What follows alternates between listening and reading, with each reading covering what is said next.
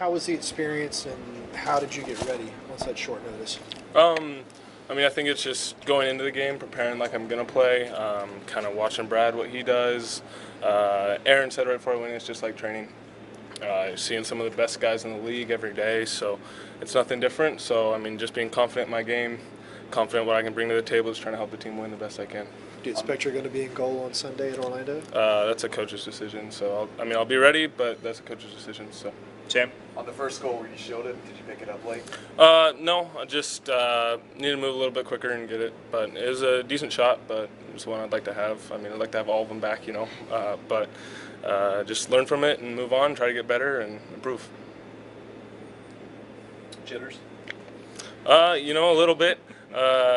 But, it's a little different. You go out there and Zusi's hitting a free kick, so you don't really have time to be nervous because you're already thinking about the free kick. So it was nice that, in a way, it was nice to get into it right away and have a ball come at you. I wasn't really waiting around, but, always a little excited to play and always excited to make my debut and everything. Just wish I could have helped the team win and kept the winning streak going. But we'll take it back and hopefully work harder and get back to where we need to be. What's the difference in MLS level and USL level, for example? I think it's just the speed and a lot of it, and just the knowledge of the players. Having Parky and Leo in front of me, they made it really easy. Those guys were working very hard to block shots and doing everything they could to help me out. Just giving me a lot of confidence and everything, and guys were just telling me to calm down, play my game, do what I can, and try to help the team. So, what were the most nervous moments? Was it set pieces, corner kicks, things like that? Actually, I think for me it's when the ball's on the other side and I don't have much to do. When they're down in about to hit a set piece, your mind's going over everything. And Aaron Hyde's got me prepared was in all the film sessions, and so learning from Brad and Alec and Mitch every week has really helped my game improve a lot. And so I think that just kind of watching the film and being ready and always preparing like I'm going to be the player really helped me out, because I knew on the set pieces where guys might end up, who needed to be alert, what we needed to be doing. So I think that was something that I was trying to focus on as I went into the game. Did Brad talk to you at halftime by any chance? Blaine, you're good. Blaine.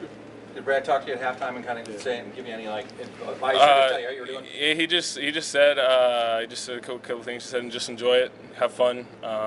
And then he told me not to get too close to my near post on crosses. So he's kind of just helping me out, but he just told me to enjoy it and play my game and do what I needed to do. I think I started talking to LGP and a couple guys coming out at the start of the half. What were you kind of saying to them? What were they saying to you? I was just talking to them about a couple things tactically, like what I was seeing in the back, just kind of letting them know, because sometimes when it's loud it's hard to communicate. So just giving them a heads up on where guys might end up and what I was seeing, and just trying to let them know I'd be behind them if they needed me. So. Did you hear the crowd when you made your first save?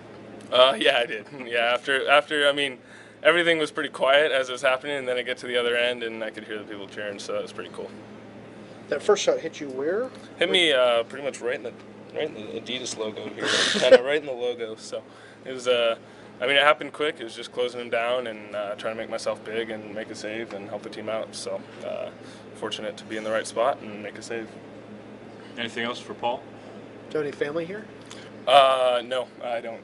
My dad, actually, he's watching from work, and my mom is probably watching as well, because I'm sure my dad texted her and told her to turn it on. And I'm pretty sure my grandparents are watching as well. My grandma just figured out how to do the ESPN Plus so she could stream the games. But she actually will probably get upset because I didn't tell her I was playing. But Grandma, it's not my fault. But yeah, so my family was watching back home. Right. I was lucky enough to have my twin brother from Madison. He was in Madison, Wisconsin, so he drove down to the Chicago game last week. So yeah, unfortunately no family in town, but yeah. Watch all the matches? Yeah, no, he loves to watch all of them, and he's watching the first team ones, the USL ones. He's watching them all. My family's super supportive of me. We're a sports family. My brother wrestles at Wisconsin, so it's kind of, and my younger brother wrestles, so we're a sports family and we love sports. So my dad's always watching and always kind of telling, he's like, hey, did you see what Brad did? And I'll be like, I didn't see that. And he's like, oh yeah, I watched it 3 times. So, all right, Dad. So he's on top of it for sure. Did you have a chance to look at your phone? I haven't really looked at my phone. I've just kind of been taking in the moment a little bit and kind of decompressing from the game and stuff and settling back down. Blaine, then Doug? if you do happen to be in there on Sunday, how much will this practice time between now and Sunday be beneficial to you? I mean, I think it's just like any other week of practice, just getting ready to play games. Just kind of treating it the same way. It's taking everything one save at a time. So just trying to get better as much as I can and be ready that if they need me, I'll go in and try to help the team win. If not, helping the guy who's playing get ready. So like I said earlier, it's a coach's decision on who plays, and so it's not for me to make. So it's just to try to get myself in the best spot possible to, if I need to be ready to play the game, and if it's on the bench, put on the bench. If it's not there, it's not there. So just kind of getting ready and doing what I can to help the team. Nice one, Doug. It's tough for guys who are picked in the 3rd and 4th rounds of the Super Draft to stick with teams. A lot of them don't last very long at all. What have you done that's enabled you to stick with Atlanta United? I mean, I think for me, it's just a big thing is my attitude is working hard, knowing I'm gonna make mistakes. I mean, you're coming to a different level. Mistakes will happen, but just got to work hard and work through them, and try to get better every day. And each time I'm getting on the field, my goal is to get just a little bit better than the day before. So one day at a time, and hopefully just keep going the right direction, and eventually get to where I want to be. Who's your goalie mentor? Who do you model yourself at? I like a bunch of different ones. One I watch a lot is Matt Ryan in Brighton in the Premier League. Yeah. But obviously Brad is a big one as well. And Alec and Mitch, all those guys too. Like just they've all been around the league and they've been places and they're far more experienced than I am. So just learning from those guys every day. Those guys have welcomed me with open arms, and Brad's helping me almost every practice with just little ideas and just like, hey, you might want to think about this, do this differently. And Aaron's been the same way. It's very helpful. It's just like all the guys have been very helping, and really appreciate the way they've treated me, and they've made it easy for me to transition into this.